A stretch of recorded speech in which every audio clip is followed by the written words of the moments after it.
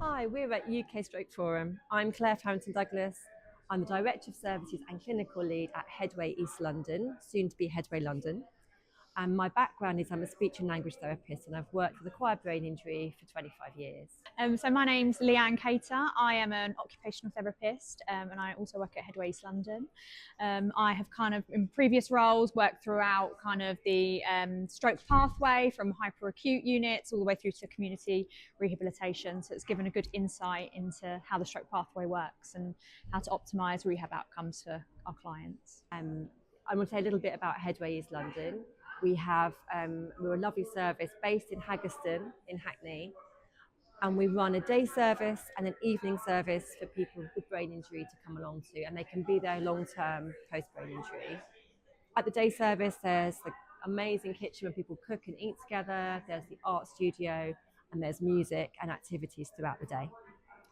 We also have a casework service, and we have an in-reach service into hospitals called the Better Together Project, which is where people from our team with peer workers with experience of brain injury themselves go into the acute ward and meet people very soon after their brain injury to offer support and guidance and signposting.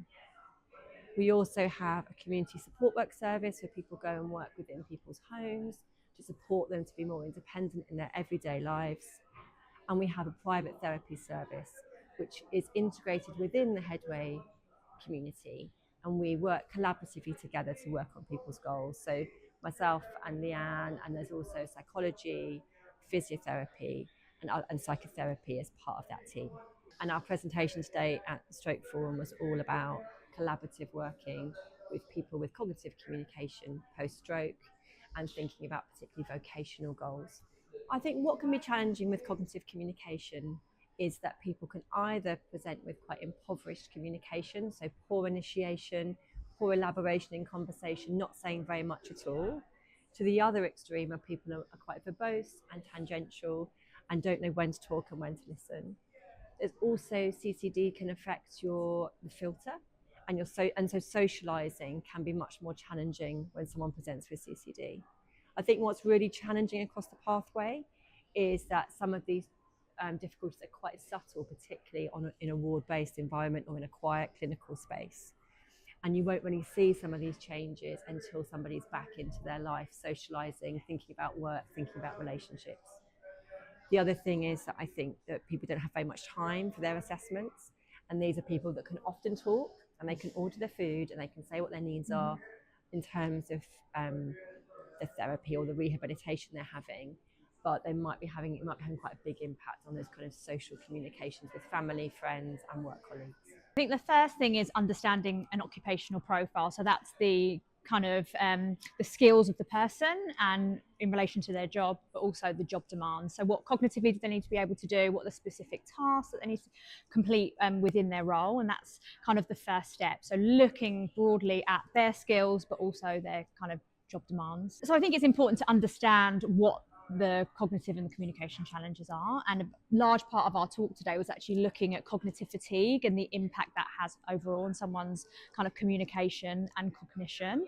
So it's important to understand that in relation to their working role, thinking about people returning to work. It's often a long working day. How do those things kind of impact the person day to day? Yeah, when we're thinking about communication in the workplace, it's not just communication about the actual work task, it's also the social communication, the hello, how was your weekend, some of those aspects of communication we need to think about, and also not forgetting that it's not all verbal, so communication through written mediums as well, so managing emails, managing text messaging, whatever the systems are. A lot of people with cognitive communication changes will struggle on the phone, and they might struggle in larger meetings when there's quite a few people speaking and they've got to kind of almost take notes or think about when their turn is to interject.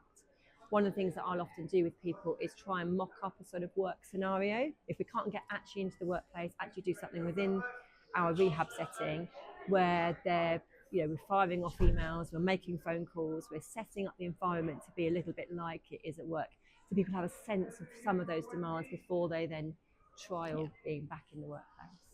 And if it's possible to actually get somebody, one of their work colleagues, to be involved in the rehab, we have really good outcomes. Yeah. Because then not only are the scenarios you're working on much more real life, but also those work colleagues are getting the kind of education and awareness about brain injury that they need to really understand what's going on with someone's communication and better support them with that difficult transition back into work.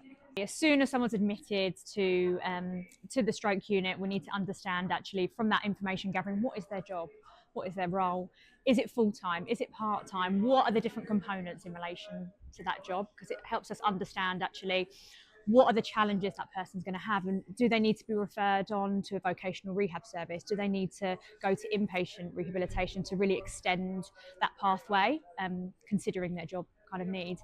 In terms of OT, it's our role to assess those job demands, assess those specific skills in terms of cognition, physical function, and what are going to be the challenges in relation to work.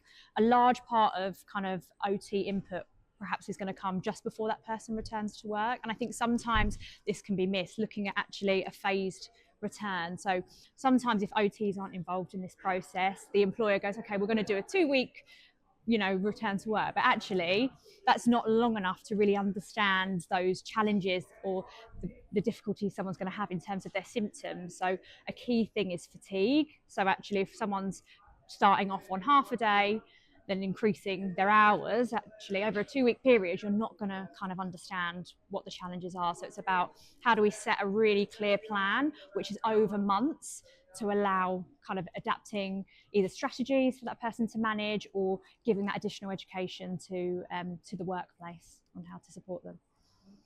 One of the biggest barriers for people in return to work is their communication, and often speech and language therapists aren't part of some of those very specialist vocational rehab programs. So key thing I'd say is get your speech therapist involved. And then I think it's really important to think about all those different aspects of communication for people and giving those opportunities for them to practice in those in a supported way and building up to return to work. I agree that getting started with that, people want to go back to work as soon as they've had their stroke. It is usually one of the key goals. And so we need to start talking about it, even if the actual intervention comes a little bit later in terms of people's readiness for that sort of rehabilitation. I think people having insight in terms of the readiness to return to work is probably one of the biggest barriers. And obviously that comes probably later on down the line when they've kind of had that experience that things are challenging. So it's about how do we develop and support that insight. And as Claire was saying, looking at kind of these trial of work-based tasks, really exploring what the needs are in terms of that. But I definitely think insight and cognitive fatigue, as I said, is a huge barrier. Going from being at home where the environment is not particularly stimulating to actually going to perhaps an office where the lights are really bright, all of these environmental factors, really busy environment, lots of people talking to you, multitasking, that's the real kind of challenge and barrier. So it's essentially supporting people to understand the fatigue and again implementing some strategies to manage it within the workplace. And where we see the best success with return to work is where the employer is supportive. And supportive is a very easy word to use. Everyone wants to be supportive, but actually underpinning that is somebody understanding the brain injury, understanding the cognitive communication changes, understanding the impact of fatigue. So the more that the employer understands, the more successful the return to work, and being really mindful where employers change. So sometimes people say, oh, we're going to get you a job that's very similar to what you were doing before, but in a more supported way or something. But actually, it might then be a whole new team that you're not familiar with. So making sure that those relationships are built well and that the employers and the colleagues have got the kind of information they need to be able to really support that person back into that environment without going against what that person really wants. Because people will want to be in control of what they share about their brain injury and their experience and their cognitive communication changes. So it's making sure that we're really working collaboratively with that person about what they want to share with their colleagues and what they don't want to share.